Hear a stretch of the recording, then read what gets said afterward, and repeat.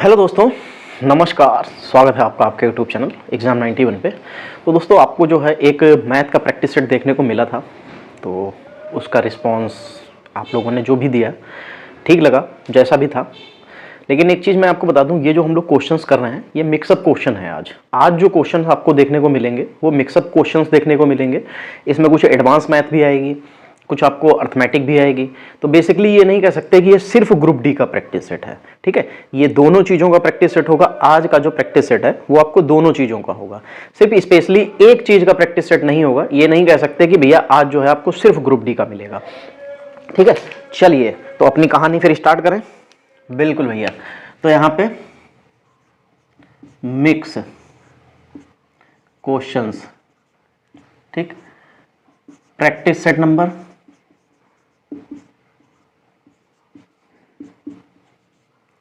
2, ठीक। ये चलिए, बाकी आपको जो प्रैक्टिस, जैसे पहले वाले में क्वेश्चंस यहां पे दिखे थे, सेम आपको यहां पे दिखेंगे। बस हमको क्या करना है कि ये देखनी है कि भाई किस तरीके के क्वेश्चंस है। बाकी आप लोग लगाने का तरीका वगैरह सारी चीजें मैं आपको समय समय पर बताता रहूंगा। हर क्वेश्चन में आपको इसीलिए सारी चीजें बता दी जाती हैं। एक तो मैंने एक चीज ये नोटिस की है कि मैं किसी भी टाइम अगर मैं सुबह 7 बजे भी, अगर यहाँ पे मैं 7 बजे भी अपनी क्लास को रिकॉर्ड करना शुरू कर दूं, तो ये सब्जी वाले क्या है, ये दौड़ के आते हैं, भैया भैया भैया सब्जी सब्जी सब्जी। इनको सब्जी सिर्फ उसी समय बेचनी है जिस समय हमें क्लास रिकॉर्ड करनी है। और ये मैंने बहुत नोटिस किया, शाम को मैंने 9 बजे तक नोटिस किया है कि मैं 9 बजे भी क्लास ले रहा हूं तो भी ये सब्जी वाले आ जाते हैं। और बताओ, अभी कोई 12 बज रहा है दोपहर का जब मैं रिकॉर्ड कर रहा हूं, इनको 12 बजे दोपहर में कोई सब्जी खरीदने का टाइम थोड़ी ना होता है। खैर, पहला क्वेश्चन लिखा हुआ है कि 3 क्रमागत विषम संख्याओं का योग इनमें से पहली संख्या से 20 अधिक है। 3 क्रमागत विषम संख्या है, तो पहली क्रमागत संख्या मान लेते हैं x होगी। तो क्रमागत विषम है, चाहे सम हो चाहे विषम, सभी में क्या जोड़ते हैं, 2 जोड़ते हैं। फिर क्या जुड़ेगा, 4 जुड़ेगा। और उसने क्या कहा था, इन 3 क्रमागत विषम संख्याओं का योग जो है वो पहली संख्या से 20 ज्यादा है। हमको सारी संख्याएं पता चल जाएंगी। यहां से ये कितना हो जाएगा, 1x से 1x चला जाएगा, 1 और 2x ये बन जाएगा, और ये 4 और 2 6 बन जाएगा, बराबर 20 बन जाएगा। तो x बराबर कितना बन जाएगा, 20 माइनस 6 बन जाएगा। तो यानी कि x बराबर 14/2 बन जाएगा, और 2 से 7 बार चला जाएगा, तो यानी कि x बराबर 7 मिल गया। अब 7 तो मिल गया, इनमें से सबसे बड़ी संख्या ज्ञात करना है। सबसे बड़ी संख्या होगा ये, तो यानी कि यहाँ पे 7 + 4 बराबर कितना मिल जाएगा, 11। और ये 11 किस ऑप्शन में आपको दिखाई दे रहा है, 11 भाई आपको तीसरे ऑप्शन में दिखाई दे रहा है, ठीक है। चलिए आगे बढ़ते हैं। अब मैं भी ये देखना चाहता हूं कि ये मार्कर कब तक ऐसे जो है नीले पे चलेगा। इतनी स्याही, आधी डिब्बी जो है स्याही की ये खा गया है, इंक की आधी डिब्बी खा गया है। तो देखते हैं अब ये नीला आखिर मार्कर ये कब तक ऐसे चलेगा, मुझे भी देखना है। चलो फिर अगला क्वेश्चन लिखा हुआ है 0.592 भाग कितना दे रखा है, 0.8। जिन बच्चों को इन चीजों में समस्या आती है तो उनके लिए यहां से दशमलव हटाएंगे, कितनी संख्या के बाद था, 1 संख्या के बाद। यहां से दशमलव हटाएंगे, कितनी संख्या के बाद है भाई, 3 संख्या के बाद। अब इसको सिर्फ भाग देना है।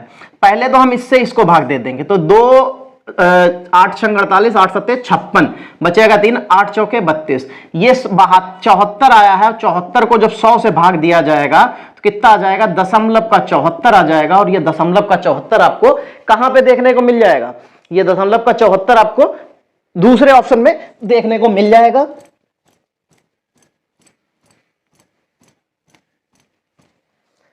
और दूसरा ऑप्शन आपका बिल्कुल सही हो जाएगा। चलिए अगले क्वेश्चन की तरफ चलेंगे। अगले क्वेश्चन में हमको देखिए लासापा निकालना है। पिछले जो प्रैक्टिस सेट था उसमें मासापा था, और यहां पे है लासापा। तो देखो लासापा के लिए यहां पे दे रखा है 2 की घात 2 गुणे 3 की घात 2 गुणे 5 गुणे 7, ठीक है। चलो कोई नहीं, अब ये तो अभी नहीं सुधर रहा है, पता नहीं भाई ये कब सुधरेगा, कब इसके जो है अच्छे वो आ पाएंगे, ठीक। फिर दूसरी संख्या क्या दे रखी है, दूसरी संख्या दे रखी है 2 की घात 2 गुणे 3 गुणे 5 की घात 2 और गुणे 7।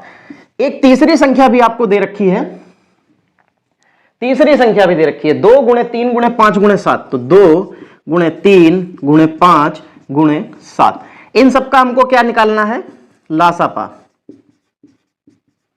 क्या हो जाएगा, लासापा का मतलब होता है जब हम लोग फैक्टर करते हैं, गुणनखंड करते हैं, तो जो सबके पास होता है वो तो लिखा ही जाता है, लेकिन जो सबके पास से बच जाता है वो भी तो सबसे बड़ी घात ले लेंगे।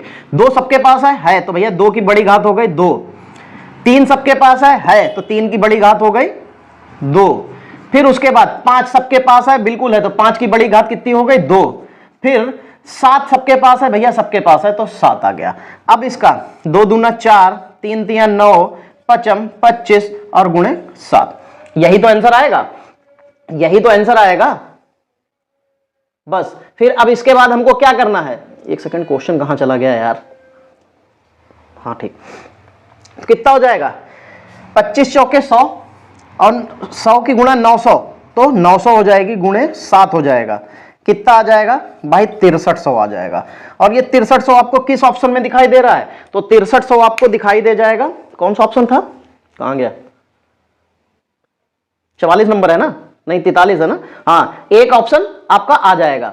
बस यही आंसर आ रहा था भाई, बिल्कुल यही आंसर आ रहा था। चलिए आगे बढ़ेंगे।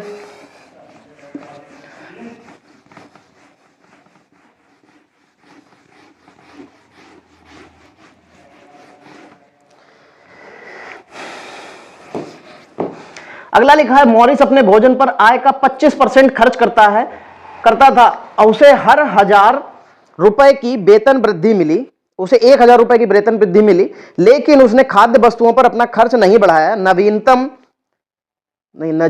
नतीजन भोजन पर उसका खर्च गिरकर 20% हो गया। ठीक है, देखो हम यहां पे बड़ी वैल्यू मानेंगे, कितना है, मान लेते हैं कि यहां पे उसके पास कितना अमाउंट था 10,000 था, उसने इसका 2500 रुपए खर्च कर देता है, मतलब 25% खर्च करता है। ठीक, तो बचाता कितना होगा भाई 7500 बचाता होगा, बिल्कुल सही बात। अब उसने एक चीज और कही भाई, क्या कही कि जो, लेकिन उसके खाद्य वस्तुओं पर अपना खर्च नहीं बढ़ाया, यानी कि ये इतना ही रहा, इधर बढ़ा दिया इधर बढ़ा दिया, अभी हमें इसमें भी ना कुछ जोड़ेंगे ना कुछ घटाएंगे, बस हम खाली अभी इसको लेके चलेंगे। तो 2500 रुपए जो थे उसने उसको नहीं बढ़ाया, लेकिन ये पहले 25 था, अब ये कितना बन गया है 20%। ठीक है, ये बन गया है 20%।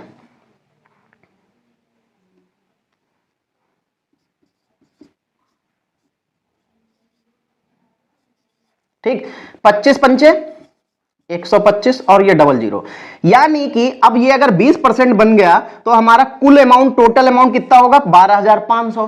पहले कितना था 10,000, तो यहां से अगर हम 10,000 माइनस कर देंगे तो हमको कितना बच जाएगा, तो बच जाएगा भाई 2500, 2500 ही तो बच रहा। अब ये 2500 जो अमाउंट आया है, ये 2500 जो अमाउंट आया है, उसने क्या कहा था कि 1000 रुपए बढ़ाया जाता है, यहां 10,000 थे बढ़ गए 2500, अब 2500 बढ़ गया, लेकिन हमको बढ़ाना कितना था 1000 बढ़ाना था, तो बस इसको 100% बना देंगे, तो ये 2 जीरो से 2 जीरो चला जाएगा, नहीं 100 थोड़ी ना होगा, परसेंटेज नहीं, टोटल अमाउंट 10,000, क्योंकि 1000 बढ़ाना था, बढ़ गए 2500, किस पे बढ़े 10,000 पे, तो ये 2 जीरो चले जाएंगे, 25 से ये 4 बार चला जाएगा, और तो 4 की गुणा 1000 से होगी तो कितना आ जाएगा भाई 4000 आ जाएगा। तो यानी कि उसकी जो पहले का धन था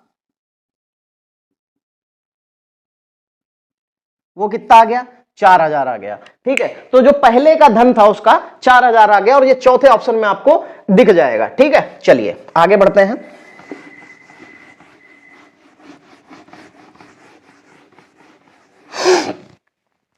फिर लिखा हुआ एक थैले में लाल, हरे और गुलाबी, तो देखो रेड, ग्रीन और पिंक। ठीक है, इस तरीके की गेंदें दे रखी हैं। लाल और हरे टोकन के बीच अनुपात, तो लाल और हरे टोकन के बीच अनुपात कितना है, तो 15 और 32 है, तो भाई ये लीजिए 15 और 32 हो गया। फिर उसने क्या कहा है, जबकि गुलाबी और लाल, तो यानी कि पिंक और लाल कितना दे रखा है 18 25, तो ये 18 है और ये 25 है। तो भाई अब देखो सीधी सिंपल सी बात है कि ये ऐसे आपको समझने में थोड़ी सी दिक्कत हो जाएगी, तो हम पिंक को यहां से उठाएंगे और कहां लिख लेंगे आके भाई, यहां पे लिख लेंगे आके। कितना था? 18 था। अब गुणा करना आसान हो गया, बिल्कुल। तो हमको जिसको भी ये चीज समझ में नहीं आती तो देखो बताते हैं, ये अमाउंट जो लिखा है इसका यहां पे कुछ नहीं लिखा है, यहां पे डैश है ना, इसको यहां पे लेके आओ। नीचे वाले में अब इधर कोई अमाउंट नहीं है तो इसका मतलब यहां पे ये लेके आओ। तो कितना हो जाएगा? 18 और 25 की गुणा, तो 18 पंचे 90, 9 18 1 कम 18 9 27, 25 15 पचे 75, 15 दूनी 30 और 7 37। तो 25 दूना 50 और 25 तिया 75 और 5 80। उसने किसका किसका पूछा है अनुपात? हरे और गुलाबी। तो हरे और गुलाबी यानी कि 800 और ये, तो 800 बटे में 270, ये लीजिए। तो ये किसी से कटेगा? किसी से तो नहीं कट रहा है। तो यानी कि 80 अनुपात 27 आ जाएगा, और ये पहले ही ऑप्शन में आपको दिख जाएगा और यही आपका आंसर भी बन जाएगा। समझ रहे हैं? तो आपको जिसके साथ जो अनुपात दिया है सिर्फ वही रखना है, बाकी सब को छोड़ते हुए चले जाना है। चलो अगले क्वेश्चन की तरफ चलते हैं। लिखा हुआ है कि एक ट्रेन 72 किलो, चाल कितनी दे रखी है? 72 किलोमीटर पर आवर, ठीक है। फिर सेकंड यानी कि समय दे रखा है 15 सेकंड। ऑप्शन भी देख लो, ऑप्शन सारे दे रखे हैं आपको मीटर में, तो यानी कि जो दूरी हमको चाहिए है वो किस में चाहिए है? मीटर में चाहिए है। यानी कि इसको हमको बदलना पड़ेगा, तो इसको बदलने के लिए 72 दे रखा है, इसको 5/18 से, ये ज्यादा था, कम करना तो 5 ऊपर, अगर कम होता ज्यादा करना तो 18 ऊपर। तो अब ये किस में आ जाएगा? तो 18 चौक 72 यानी कि 20 मीटर पर सेकंड, ठीक है, ये आ जाएगा। अब दूरी बराबर आपको पता है कि चाल होता है और भाई गुणे समय होता है। तो क्या हो जाएगा? ये आया कहां से? ये आया था चाल बराबर दूरी बटे समय। हमको दूरी को इधर ही रखना था, समय को इधर लेके जाएंगे तो ये गुणे में हो जाएगा, वही चीज हमने कर दी। चाल हमारी आई है, कितनी आई है? 20 मीटर पर सेकंड, तो 20 मीटर पर सेकंड, और गुणे समय कितना दे रखा है? समय दे रखा है भाई 15 सेकंड। सेकंड से सेकंड चला जाएगा। कुछ बच्चों को यहां पे अभी ये भी नहीं समझ में आएगा, जो ग्रुप डी वाले बच्चे हो सकते हैं जिनकी या तो मैथ कमजोर है, कि भाई ये कटा कैसे। चलो इसको भी एक बार वेरीफाई कर देते हैं। ये कितना लिखा था? 20 मीटर पर सेकंड, पर का मतलब होता है बटे में लिखना, ये भी सेकंड। अब सेकंड से सेकंड चला गया, और 15 दूनी कितना आ गया भाई? 30 आ गया, और ये मीटर में आ गया। अच्छा अभी नहीं, 15 दूनी 30 और एक ये जीरो एक्स्ट्रा वाला ये भाई, तो यानी कि 300 मीटर आपका आंसर आ गया। और ये आपको कहां पे सॉरी कहां पे दिख जाएगा? दूसरे ऑप्शन में दिख जाएगा। चलिए अगला क्वेश्चन पढ़िए। अगला क्वेश्चन बहुत ही बेहतरीन है, बच्चा इसमें बहुत कंफ्यूज होता है, ठीक है, बहुत ही कंफ्यूज हो जाता है, कैसे करते हैं। चलिए अब आज आपकी कंफ्यूजन ही दूर कर देते हैं, इसको बेसिक मेथड से समझ लेते हैं तो कंफ्यूजन बिल्कुल नहीं रहेगी। देखो उसने कहा जब 25 वस्तुएं, यानी कि पहले ये क्रय मूल्य था कि हमने 25 वस्तुएं खरीदी होंगी 25 रुपए में। मान लेते हैं कि 25 वस्तुएं हमने खरीदी 25 रुपए की, ठीक है, तो ये हमारा क्रय मूल्य। लेकिन अब जैसे ही सवाल में आगे बढ़े, उसने क्या कहा कि जब हम 20 वस्तुओं को बेचते हैं, हमको 25 रुपए मिल जाते हैं। यही तो कहा उसने सवाल में, लेकिन उसकी भाषा कुछ अलग थी। उसने ये कहा था कि 25 वस्तुओं का क्रय मूल्य 20 वस्तुओं के विक्रय मूल्य के बराबर है। अब जब हमने 20 वस्तुओं को बेचा तो हमको रुपए मिल रहे हैं 25, तो इसका मतलब ये वाला अमाउंट जो है ये इसका क्या बन जाएगा? तो भाई ये क्रय मूल्य बन जाएगा। अभी हमको इसको भूल जाना है। अब ये जो था ये तो हमने 25 रुपए की 25 चीजें खरीदी थी, 25 रुपए की 25 वस्तुएं खरीदी थी, ठीक है, ये 25 रुपए की 25 वस्तुएं खरीदी थी, लेकिन अब 20 ही वस्तुएं बेच रहे हैं और हमको मिल कितने जा रहा है? 25। तो यानी कि 1 रुपए की एक वस्तु थी, अब हम यहां पे 20 बेच रहे हैं तो हमको 25 रुपए मिल रहे हैं। तो यानी कि क्रय मूल्य ये और विक्रय मूल्य ये बन जाएगा। जैसे ही ये हुआ तो आपको लाभ प्रतिशत पता है, क्या निकालते हैं? लाभ प्रतिशत का मतलब होता है लाभ गुणे 100 और बटे में क्रय मूल्य। ठीक है, विक्रय लाभ कैसे निकालते हैं? विक्रय मूल्य में से क्रय मूल्य को घटा देते हैं। कितना आ जाएगा? 25 में से 20 जाएगा तो भाई बचेगा 5 गुणे 100। और क्रय मूल्य क्या था? ये तो विक्रय मूल्य, तो क्रय मूल्य बन गया था ये, तो ये 20 आ जाएगा। तो 20 एकम 20 पंचे, तो यानी कि आपको कितना परसेंट लाभ हुआ है? तो भाई 25% का आपको लाभ हो गया। ये सवाल बहुत से बच्चे कई बार कंफ्यूजन में गलत करते हैं। इसको अगर मैं शॉर्ट्स में लगाऊं, शॉर्ट में, कि 20 वस्तुएं वो 25 में बेच रहा है, 20 वस्तुएं वो 25 में बेच रहा, हमें इस वाली लाइन का कोई मतलब ही नहीं बचता। सवाल जब भी आता है ये तो इस लाइन का कोई मतलब नहीं होता है। हमको सीधी सी बात कि उसने 20 वस्तुओं को 25 रुपए में बेचा। 25 कहां से आया था? जितने में वो पहले खरीद रहा था। तो 25 वस्तुओं में बेचा, तो 25 में बेचने पे उसको 5 रुपए का लाभ हुआ। कितने पे लाभ हुआ? 20 पे लाभ हुआ, और गुणे में 100, तो ये 20 पंचे और बराबर 25। ये आपको एक लाइन में आंसर मिलता है। लेकिन बच्चा यहां पे बहुत बार कंफ्यूज हो जाता है, जिसकी वजह से वो कंफ्यूजन में चीजें गलत करता है, और कोई बात नहीं होती है। चलो भाई अगला क्वेश्चन देखिए। क्वेश्चन बहुत बढ़िया था, ये गलतियां करते हैं बच्चे यहां पे। ऑप्शन नंबर सेकंड सही हो जाएगा पिछले वाले में। के एक कार पर 4,50,000 रुपए खर्च करता है, तो के की कार का मूल्य कितना हो जाएगा? 4,50,000। ठीक है, और वो इस पे अभी मरम्मत, इसने मरम्मत भी कराई भाई इस कार की। हाँ वही उसकी सहायक सामग्री, तो कितना? 1,00,000 रुपया, 1,25,000 रुपया उसने और खरीद दिया। टोटल कितना बन जाएगा? तो टोटल बन जाएगा भाई 5,75,000। ठीक, 5,75,000। तो उसने क्या कहा था? वह कार को 20% की हानि पर बेच दे। तो जब इतने रुपए की टोटल कार बन रही है तो 5,75,000। अब 20% की हानि हो रही, तो मतलब 80% में उसने बेचा होगा। तो ये लीजिए, ये 2 जीरो चले गए, 8 से यहां गुणा, 8 पंच 40, 8 सत्ते 56 4 60, 6 8 पंच 40 और 6 46, और ये 1 जीरो ये वाला और 1 जीरो ये वाला, 2 जीरो ये लग गए, तो 1 और 2, यानी कि 4,60,000 में उसको बेच दिया होगा। गधा था, बेवकूफ था ये, कि इसने 5,75,000 की चीज खरीदी और बेच कितने भी दी? 4,60,000 में। तो नुकसान झेल गया बेचारा। क्या फायदा ऐसी चीज खरीद के बेचने का? ठीक, और ये आपको ऑप्शन नंबर डी में देखने को मिल जाएगा।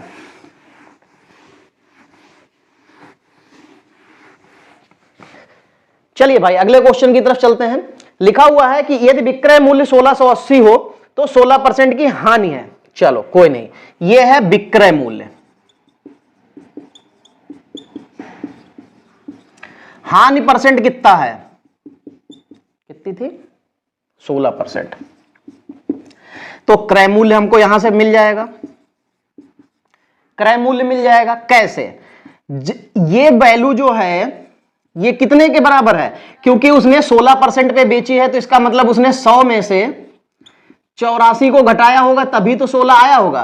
तो उसको 16% की हानि हो रही कब?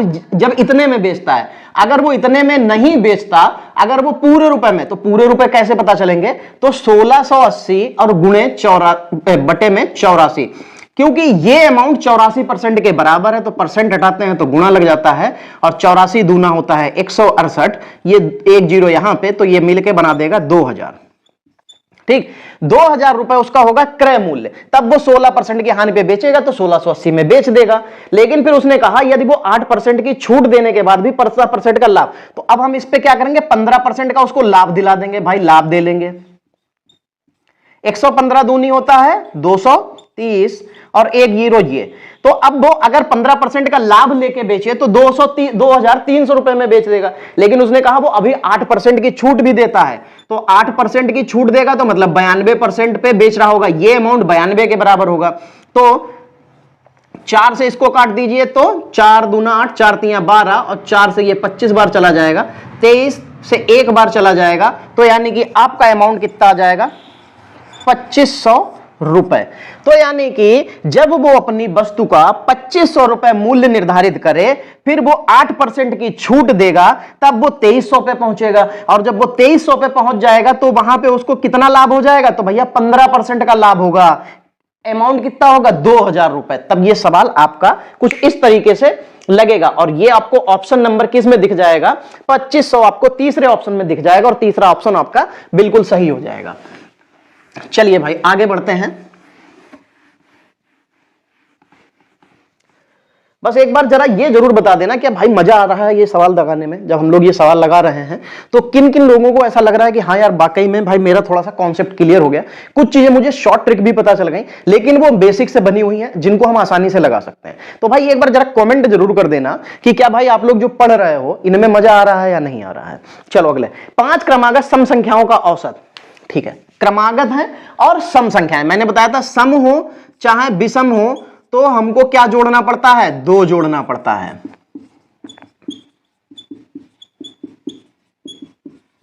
ये टोटल संख्याएं कितनी है? ये है भैया 5। इनका औसत कितना है? तो औसत है 40।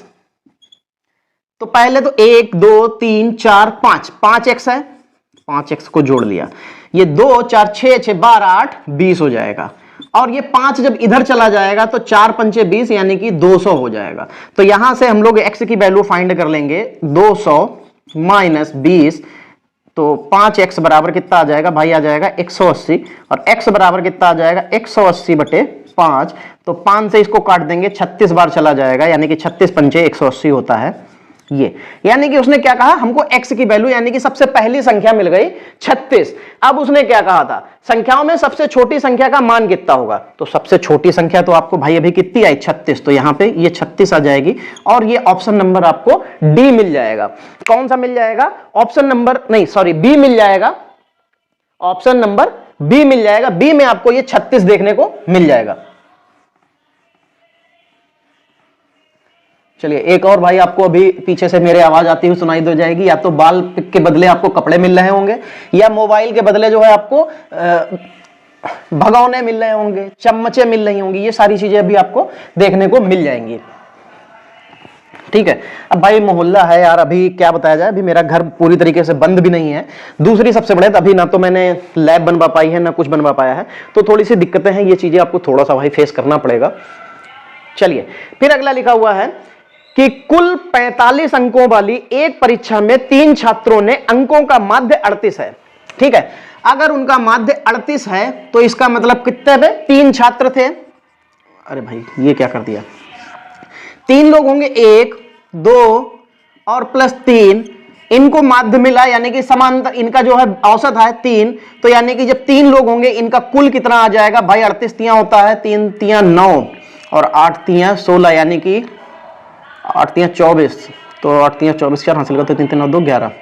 ठीक, 114, यानी कि 114 मिले होंगे। फिर उसने एक चीज और कही है कि 2 नए छात्रों ने परीक्षा में भाग ले लिया। पहले 3 थे हमारे पास, प्लस 2 और आ गए तो हमारे पास टोटल हो गए 5। तो फिर वही चीज हम लोग यहां पे लिख लिया भाई 5 हमारे पास।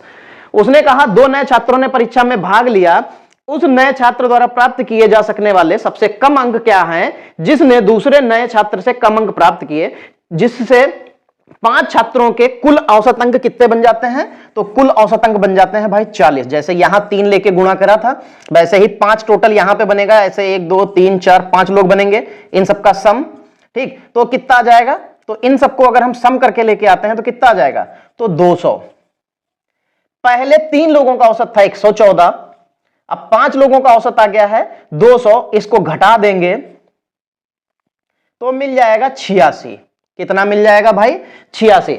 उसने ये कहा था कि 2 नए छात्र ने परीक्षा में भाग लिया, उस एक नए छात्र द्वारा प्राप्त किए जा सकने वाले सबसे कम अंक क्या होंगे? देखो सबसे मैक्सिमम अंक कितने मिल सकते हैं?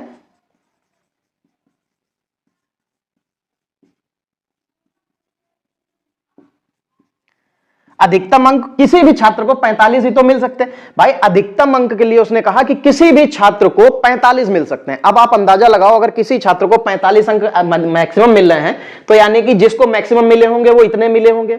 6 में से 5 जाएगा, बचेगा 1, 8 में से 4 जाएगा 1, मतलब 4 बचेगा। तो यानी कि जिस छात्र को सबसे कम अंक, 2 जो छात्र एक्स्ट्रा जुड़े थे लास्ट में, उनमें से उसने कहा था सबसे कम अंक किसको मिले, तो सबसे कम अंक जिसको मिले होंगे उसके अंक आए होंगे 41। यही आपसे सवाल में पूछा था और ये आपको पहले ऑप्शन में दिखाई दे जाएगा कि वहां पे लिखा है। ठीक है, चलिए आगे बढ़ेंगे।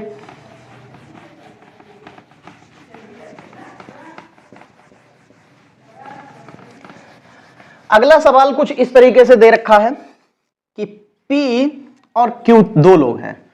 उसने कहा है कि P की तुलना, मतलब P Q की तुलना में 50% अधिक है। तो अगर हम Q को 100 मान लें तो ये कितना हो जाएगा भाई, 150 हो जाएगा। अगर मैं आपको डायरेक्टली यहां पे 2 और 3 लिखते तो फिर आप मुझसे क्वेश्चन करते।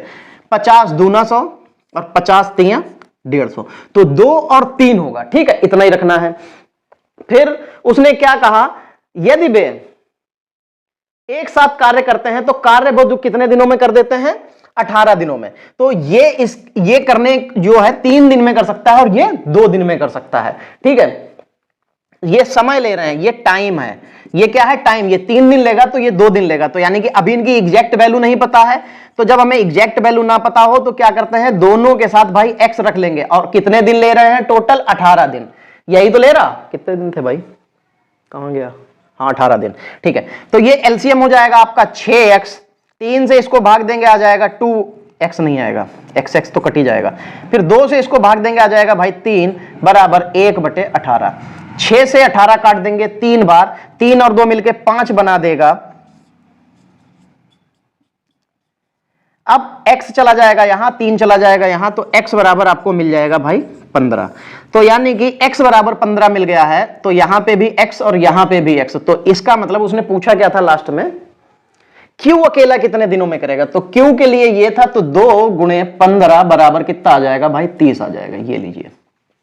ठीक है, देखो कितना आसान क्वेश्चन था। इसको हम लोग अगर उस तरीके से लगाते हैं तो लगेगा तो तब भी, लेकिन तब समय ज्यादा ले लेगा, क्योंकि हमारे पास समय इतना ज्यादा नहीं है कि हम लोग चाहें जैसे सवाल लगाएं सवाल सारे हो जाएंगे। ऐसा नहीं, इतना भी इजी नहीं आएगा भाई, इतना भी इजी नहीं आएगा। चलो 16,400 की राशि उधार ली जाती है और इसे 5% चक्रवृद्धि ब्याज की दर से समान वार्षिक किस्तों में 2 वर्षों में चुकाया जाना है। वार्षिक भुगतान की राशि ज्ञात करनी है कि भाई क्या होगी। ठीक है, चलो देखो, अगर ये 16,400 की राशि है, किस्त हमारी बनती है x, हमको नहीं पता कितनी किस्त बन रही है उसकी, तो यहां पर जो पहली किस्त जाएगी वो 1/, भाई बंद कर देता हूं इसको थोड़ी देर के लिए।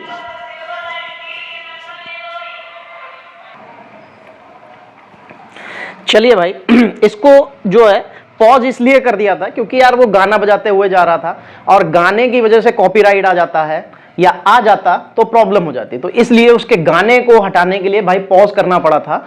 कोई दिक्कत नहीं है, अब आगे बढ़ेंगे। तो हमने आपको बता दिया था, ये था अमाउंट, ये बन जाती है किस्त। कितनी किस्त बननी है, 2 किस्त बननी है।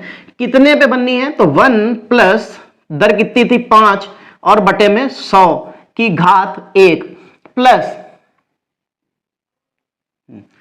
फिर दूसरी किस्त क्या बनेगी, तो 1 + 5/100 की पावर 2। ये किस्त बन जाती है। क्या बन जाता है, ये किस्त बन जाती है। और यही किस्त ही हमको सॉल्व करनी है कि कितनी आएगी। ठीक है, तो बस इसको तो 16,400 हम ऐसे ही लिखते रहेंगे, बराबर ये x भी ऐसे चलेगा। इसको सॉल्व करेंगे तो 5 एकम से 20 बार, यानी कि 20 एकम 20 और 1 21/20 ये बनता है। प्लस यहां से बन जाएगा फिर वही चीज, ये बनेगा 20, तो यानी कि ये 1/21/20 की पावर ये बनेगा 2 बार। बस अब देखो, फिर ये 16,400, इसको सॉल्व करना क्या है, इसको सीधे ऊपर लेके चले जाओ। ये कितना बन जाएगा 20/21, ये कितना बन जाएगा 20 का स्क्वायर यानी कि 400, तो 400 ऊपर आ जाएगा। 21 का स्क्वायर यानी कि 441, ये नीचे आ जाएगा। इन दोनों को बस एलसीएम लेके जोड़ना, एलसीएम क्या लेना, वही आ जाएगा। 21 की गुणा इससे करनी है, तो एलसीएम हो जाएगा 441, ये 21 बार जाएगी, 21 दूना होता है 42 और प्लस 400, यही तो आएगा। फिर प्लस इसमें हमको क्या करना है, 16,400 4 4 820 ये बना देगा, बटे में 441 ये बना देगा। अब बस अब हमने सिर्फ क्या करना है, इसको क्रॉस मल्टीप्लीकेशन करना है। तो यानी कि 16,400 गुणे 441 बटे में 820, ठीक, बराबर x। कितनी किस्त पूछी थी, x ही तो हमको बतानी थी। तो ये 0 से 0, 82 दूना होता है 164, ये 20 आ जाएगा। और 441 की गुणा भाई हम लोग जब 20 से करेंगे तो कितना आ जाएगा, 2 एकम 2, 4 दूनी 8, 4 दूनी 8 और ये 0। तो इतने रुपए की एक किस्त आपकी बन जाएगी। देखो इसकी जो शॉर्ट ट्रिक है वो अगर मैं आपको बताने पे आऊं तो फिर क्या हो जाएगा कि अगले बार जब वो सवाल आएगा फिर आपको शॉर्ट ट्रिक नहीं याद रहेगी। तो इसीलिए मैंने शॉर्ट ट्रिक पे ज्यादा फोकस नहीं किया, कि आपको ज्यादा शॉर्ट ट्रिक पे लेके नहीं गया कि भाई शॉर्ट ट्रिक। इसका बेसिक मेथड मैंने इसलिए बताया, ये फॉर्मूला आपको याद रखना, किस्त कभी भी आए, कभी भी किस्त आ जाए, 1 2 3 4 जो भी किस्त है आप आसानी से यहां से ऐसे करके निकाल सकते हैं। पर इसलिए आपको बताया, जिन लोगों को भी समझ में ना आया हो, फॉर्मूला मैं एक बार फिर से लिखे दे रहा हूं। जब हम लोगों को किस्त फाइंड करनी होती है, जब किस्त निकालनी होती है, किस्त के लिए मूलधन बराबर किस्त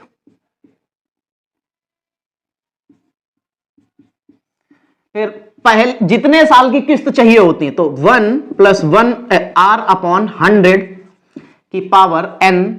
फिर दूसरे साल हो तो 2 साल के लिए तो 1 + R की पावर 100 की पावर n।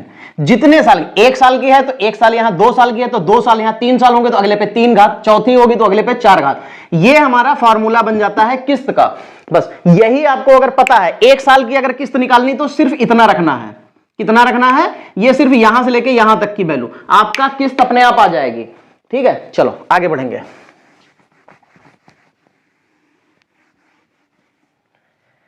अगले वाले में उसने कहा एक समद्विबाहु त्रिभुज का परिमाप 32 है। समद्विबाहु त्रिभुज मतलब जिसकी 2 भुजाएं बराबर होंगी। तो ये लीजिए भाई, हमने समद्विबाहु त्रिभुज बना लिया जिसकी ये दोनों भुजाएं बराबर हैं, A B C। चित्र आपको बनाने की जरूरत नहीं है, ये मैं समझाने के लिए बता रहा हूं। ठीक है, ये होगी x, ये भी होगी x। उसने इस लाइन के लिए कहा है कि जो बराबर भुजाएं हैं, बराबर भुजाओं का 6/5 है। ये मैंने यहां पे इसलिए लिखा कि आपको समझ में आ जाए। तो परिमाप बराबर क्या होता है, परिमाप बराबर उसने कितना दे रखा है, 32 ही था, हाँ 32 है। ठीक है, ये 32 दे रखा है। तो परिमाप का होता है सभी भुजाओं का टोटल।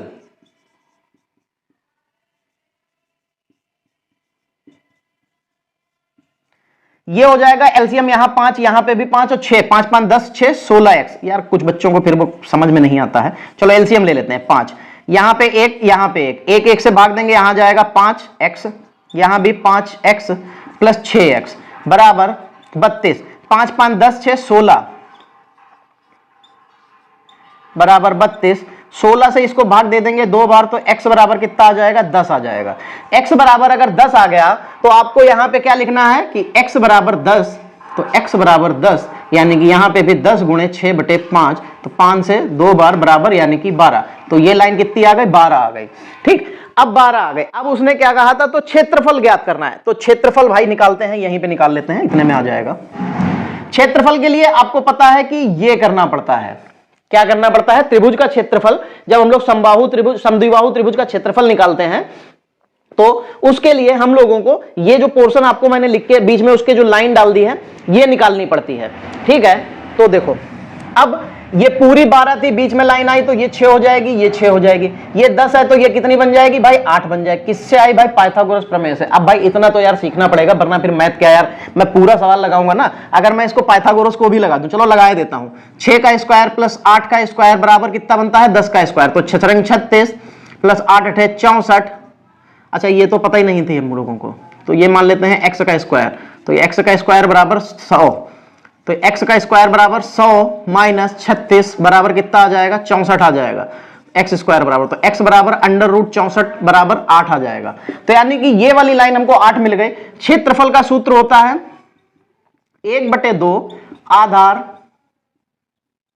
गुणे ऊंचाई।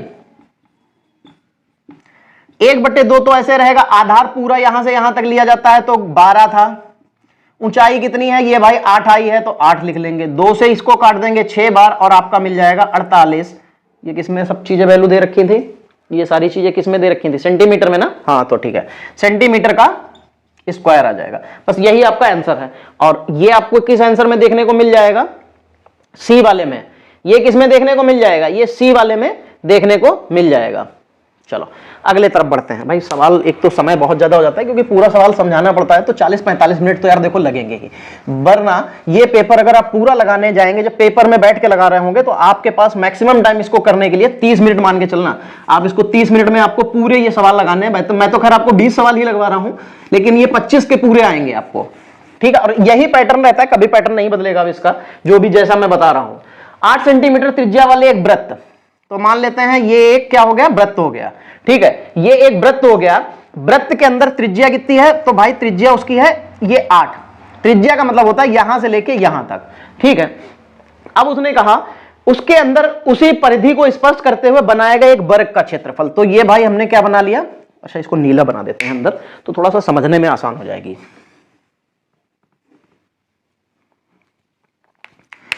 तो ये क्या हो गया? ये एक हमने वर्ग बना लिया। अरे ये कहां से आ गया यार? वही हम क्या बड़ा नीला चलने लगा यार, ठीक है। तो ये हमने एक वर्ग बना लिया। अब हमें पता है त्रिज्या उसकी कितनी है? त्रिज्या है भाई 8। तो त्रिज्या हमेशा केंद्र से लेके बिल्कुल उसके छोर तक जाती है। तो ये 8 सेंटीमीटर, तो ये भी 8 सेंटीमीटर। अब आपको इतना पता होना चाहिए कि बाकी अगर हम यहां से भी इसको मिला दें, यहां से भी इसको मिला दें, तो ये भी 8 सेंटीमीटर होगा।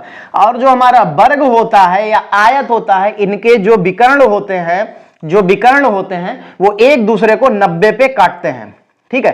तो देखो अगर ये 90 पे काट रहे हैं ये दोनों, तो ये बन जाएगा आधार और ये बन जाएगा ऊंचाई, ठीक, और ये बन जाएगा आधार। बस यहीं से हमारा आ जाएगा ये भी 8 ये भी 8। तो क्या हो जाएगा? क्षेत्रफल बराबर कितना हो जाएगा? एक त्रिभुज का, ये वाले त्रिभुज का क्या हो जाएगा? क्षेत्रफल निकाल रहे हैं। तो 1/2, आधार कितना है? 8 है, ऊंचाई कितनी है? 8 है, तो ये 4 बार चला जाएगा, यानी कि 32 सेंटीमीटर का स्क्वायर आ जाएगा। ये एक त्रिभुज का है कितने? 1 2 3 4 त्रिभुज है। तो पूरी आकृति का क्षेत्रफल कितना हो जाएगा? तो 4 त्रिभुज बन रहे थे, 32 एक का आया था, तो 4 का कितना हो जाएगा? 4 दूनी 8, 3 चौके 12 सेंटीमीटर का स्क्वायर। और ये आपको किस ऑप्शन में दिखाई दे रहा है? तो भाई ये सेकंड ऑप्शन में दिखाई दे रहा है, और यही आंसर आपका सही बन जाएगा। इसको एक निकालने का एक और तरीका था, ये जब निकाल लेते हैं हमारे पास विकर्ण बन जाएगा, और वर्ग का विकर्ण बराबर निकालने के लिए आपको भुजा का स्क्वायर करना पड़ता है, भुजा √2 करना पड़ता है।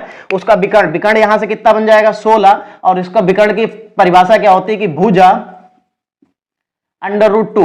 दोनों तरफ हम लोग क्या करेंगे? √2 से गुणा कर देंगे, दोनों तरफ √2 से गुणा कर देंगे। तो ये भुजा का 2 बन जाएगा √2 गुणे √2, तो ये बन जाएगा 8 गुणे 2 गुणे √2 बराबर भुजा बराबर नहीं, भुजा गुणे 2 बन जाएगा। 2 से ये 2 कट जाएगा, तो 8 √2 उसकी भुजा आ जाएगी। किसकी भुजा? ये वाली भुजा आपको 8 √2 आ गए, ये वाली भुजा। अब आपको पता है वर्ग का विकर्ण क्या होता है, तो वर्ग का क्षेत्रफल क्या होता है? तो वर्ग का क्षेत्रफल 8 √2 का स्क्वायर हो जाएगा। 8 का स्क्वायर करेंगे तो 64 आ जाएगा, √2 का स्क्वायर करेंगे तो इतना आ जाएगा, यानी कि 128 सेंटीमीटर का स्क्वायर, तब भी वही आएगा। तो हम इतना लंबा प्रोसेस क्यों करें? हम एक भी सूत्र भूल गए तो हमारे लिए गड़बड़ है। त्रिभुज का क्षेत्रफल का सूत्र आपको बहुत आसानी से याद होता है, तो इसलिए मैंने आपको इस तरीके से लगवाया था। लगवाने को तो मैं वो वाला भी लगवा दूं जो हर किताब में आपको देखने को मिल जाएगा, ये वाला हर किताब में, यही सॉल्व आपको हर किताब में देखने को मिलेगा। ये जो बचा हुआ है ये आपको हर किताब में देखने को मिलेगा, लेकिन हम लोग ऐसे नहीं चलेंगे, हम लोग चलेंगे भैया थोड़ा सा अलग, ठीक है। अगला सवाल क्या लिखा हुआ? x + 3, x + 3, ये मैंने प्लस क्यों लगा दिया आपको आगे समझ में आएगा। +x + 5 +x + 7 और +x + 9 बटे में कितने हो जाएंगे? तो 1 2 3 4 5, 5 ही तो है, बिल्कुल भैया। इन प्रेक्षणों का जो औसत दे रखा है कितना है? 9। तो 1 2 3 4 5, तो कितना हो जाएगा 5x प्लस 3 5 8, 8 7 15, 15 और 9 24 बराबर 9 पचे कितना हो जाएगा 45। तो 5x बराबर, ये तो कुछ गड़बड़ हो जाएगा, किसकी वैल्यू पूछी थी यार, तो अंतिम प्रेक्षण का माध्य बताना था। 5 3 8 8 16 16 9 25 होता है, तो 3 5 8 8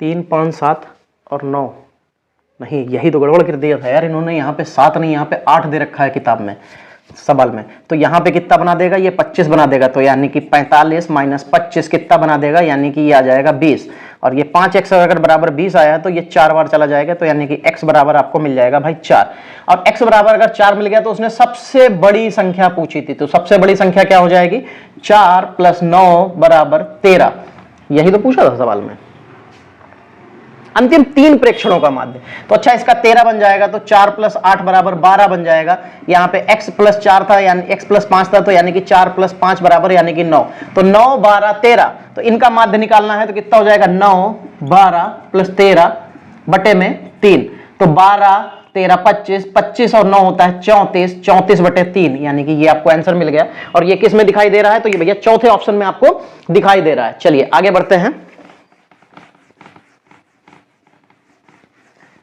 पेपर में भाई मेरी तरह मत पढ़ना क्वेश्चन, जैसे मैं पढ़ता हूं ना, कई बार मेरी चीजें छूट जाती हैं या कुछ भी है, तो ऐसे नहीं, थोड़ा ध्यान देके पढ़ना, बिल्कुल सवाल में कोई गलती नहीं होगी।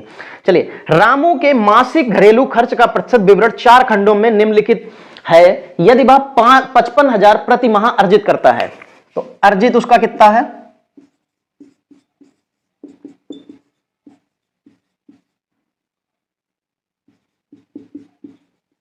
ये उसके 1 महीने की इनकम है, बहुत है भाई इनकम, ठीक है।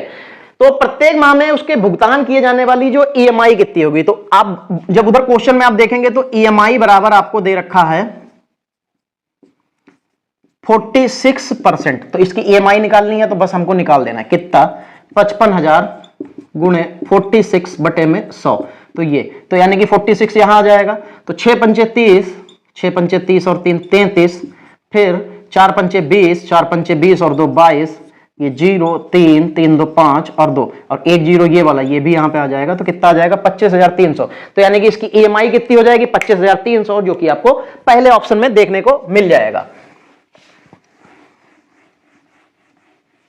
चलो अगले की तरफ चलते हैं। रामू एक पेट्रोल पर खर्च की गई राशि उसके बचत राशि से कितना प्रतिशत कम है, तो देखो उसकी सेविंग कितनी थी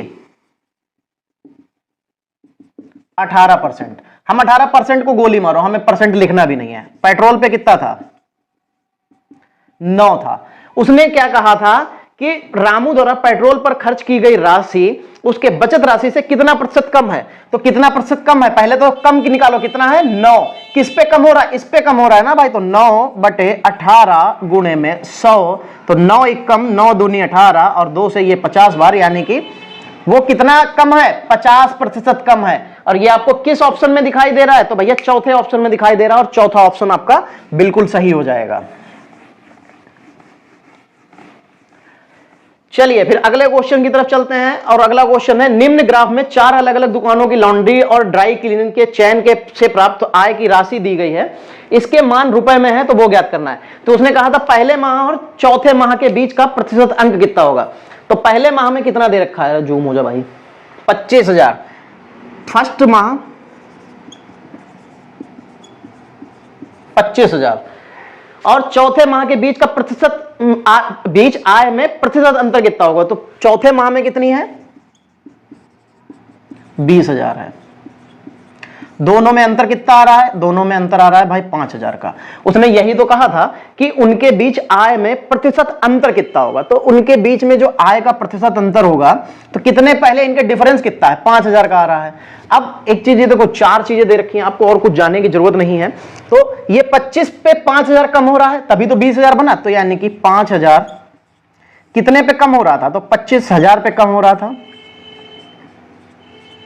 3 जीरो से 3 जीरो चले गए, 5 से 25 से इसको 4 बार चला जाएगा तो 5 चौके 20%, यानी कि ये 20% पे कम हो रहा है। पहले महीने में 25,000 थे, फिर 20,000 हो गए, तो कितने परसेंट की कमी आई वो ये पूछना चाह रहा। तो कितने परसेंट की कमी आ जाएगी? तो 20% की कमी आ जाएगी। चलिए अगला और लास्ट क्वेश्चन है। लास्ट क्वेश्चन कुछ इस तरीके से दे रखा है कि माह 2 और 3 के आय का अनुपात, तो 2 वाला कितना था? 26 और 24 है, ठीक है, 26,000 और तीसरे माह का है 24,000। 3 जीरो से 3 जीरो, ये 13 बार चला गया और ये 12 बार चला गया, तो यानी कि आपका आंसर 13/12 बन गया। और ये किस ऑप्शन में आपको दिखाई दे रहा है? तो 13/12 आपको एक ही ऑप्शन में दिखाई देगा, तीसरे ऑप्शन में, और ये आपका बिल्कुल सही हो गया। प्रश्न आपको सारे इस तरीके से यहां पे लगे मिल जाएंगे जैसा कि पहले वीडियो में देखने को आपको मिला था। तो दोस्तों जो आज की हमारी क्लास थी वो यहीं पे समाप्त करेंगे। और एक चीज हाँ नोटिस जरूर करना कि मैंने आपको ये बताया था कि भाई ये आपको समझाने का तरीका, जो मैं क्वेश्चंस की जो ट्रिक्स बता रहा हूं या जो मैं लगा रहा हूं आपको बताते बताते कि भाई आप ऐसे कोशिश कीजिए कि ऐसे लगाइए, तो जो मैं उनमें पैटर्न बताता हूं वो आपको कैसे लगते हैं ये मुझे भाई कमेंट जरूर कर देना। मुझे भी यहां पे थोड़ा संतुष्टि मिल जाती है कि भाई यार चलो कम से कम यार बच्चा जो है पसंद कर रहा है, थोड़ा सा ये अच्छा लगता है। ठीक है, चलिए तो जो आज की हमारी क्लास है वो यहीं तक रखेंगे, मिलेंगे हम लोग अगली क्लास में, तब तक के लिए जय हिंद दोस्तों।